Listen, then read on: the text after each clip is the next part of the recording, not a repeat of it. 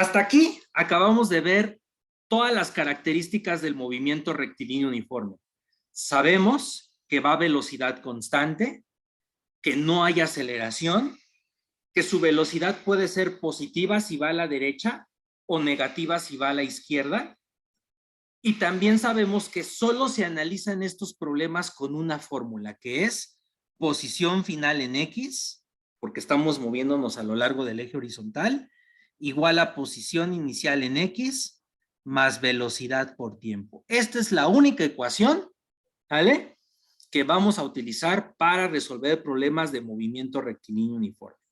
Entonces, vamos a analizar el ejemplo que tenemos ahí.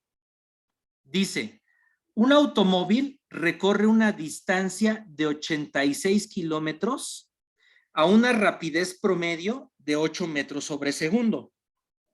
Y nos preguntan cuántas horas requirió para completar el viaje. Si ustedes se fijan, al analizar el enunciado del problema, ya nos están dando la rapidez promedio. Entonces, nos están tratando de dar a entender que en promedio esa es la velocidad a la que va, que prácticamente podríamos considerar que el objeto se mueve con velocidad constante. Entonces, ahí sabemos que se trata de un problema de MRU, ¿vale? Nos dicen que recorre una distancia de 86 kilómetros. Entonces, podríamos pensar que esa es la distancia total que recorre, ¿sale? Y nos preguntan cuántas horas requirió para completar el viaje. Yo para este tipo de problemas requiero que ustedes, o más bien dicho, les sugiero, porque a veces cuando les digo requiero, lo toman como que muy personal y sienten que es obligatorio. No es obligatorio, pero sí les recomiendo que hagan un dibujo para visualizar lo que dice el problema. Si yo hago el dibujo, puedo pensar lo siguiente, miren. Puedo decir, el automóvil empezó su recorrido, ¿sale? Y el profe me dijo que como estoy analizando el movimiento, puedo considerar que aquí el tiempo se empieza a contar a partir de 0. Consideramos que el tiempo siempre lo empezamos a contar a partir de 0, ¿sale? Y que su posición inicial, como no me dan datos en específico en el enunciado del problema, yo puedo pensar que su posición inicial era de 0 metros, ¿sale?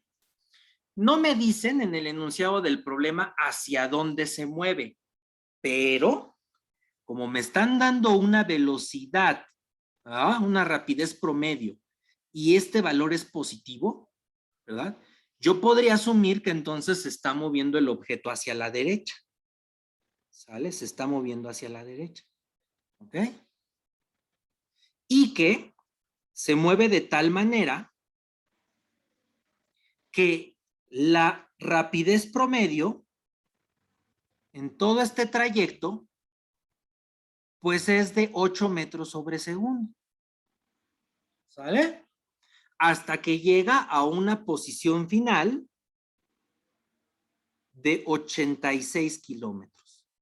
Si se fijan, ya tengo yo representado ahí el problema y obviamente va a alcanzar esta posición en un determinado tiempo que no conozco. Eso es lo que me piden calcular, ¿verdad? ¿Cuántas horas requirió para completar el viaje?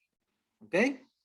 Entonces, como ya tenemos claro que se trata de un movimiento rectilíneo uniforme, no debemos quebrarnos la cabeza viendo cuántas fórmulas tenemos. Solo hay una, y es esta.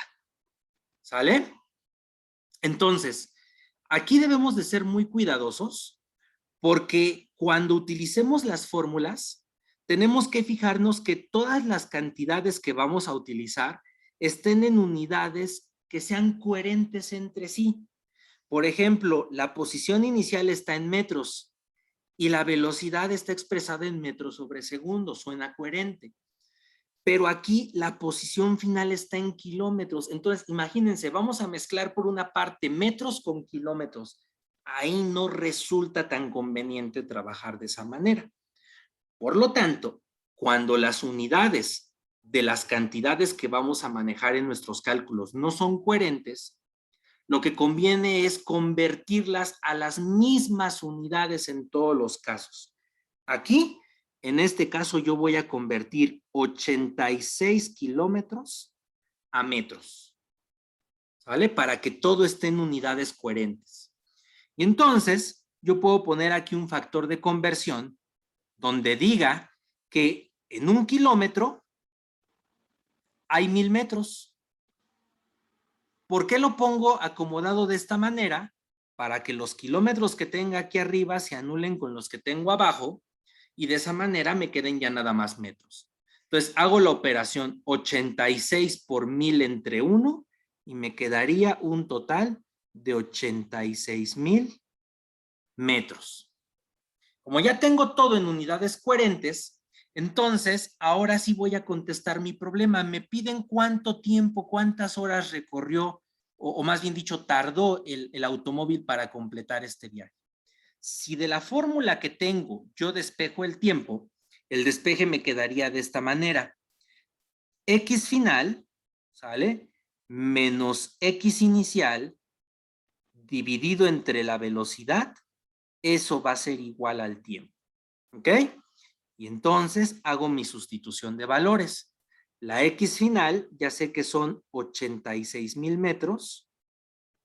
Le voy a restar la X inicial, que son 0 metros, y lo voy a dividir entre el valor de la rapidez media. En promedio me dicen que es como si se moviera a esa rapidez o velocidad, pues voy a utilizar 8 metros sobre segundo. ¿Ok? Y entonces vamos a hacer los cálculos. Permítanme, estoy abriendo aquí mi calculadora. Y me quedaría 86,000 entre 8. ¿Ok? Y tengo un total de 10,750 y las unidades que van a quedar son segundos. Ah, pero a mí me piden expresar el resultado en horas, ¿verdad? Pues entonces, esos 10,750 segundos, vamos a convertirlos a horas. Para eso voy a abrir otro factor de conversión acá y yo puedo poner que en una hora sé que hay 3,600 segundos. ¿Por qué lo acomodo de esta manera? ¿Por qué pongo la hora arriba y los segundos abajo? Para que de esa manera los segundos que tengo aquí se cancelen con estos y ya me queden horas nada más. Entonces, 10,750 multiplicado por 1 y dividido entre 3,600, me va a quedar un total de 2,98 horas. Redondeado a 3 cifras significativas, sería 2,99. ¿Vale? 2,99 horas. Y he resuelto el problema. ¿Sale? Solo hay una fórmula para analizar este tipo de problemas. Y el dibujito a ustedes les da perspectiva para que ubiquen sus datos, para que vean cuál es lo inicial, cuál es lo final, qué tienen, qué no tienen, etcétera. ¿Sale?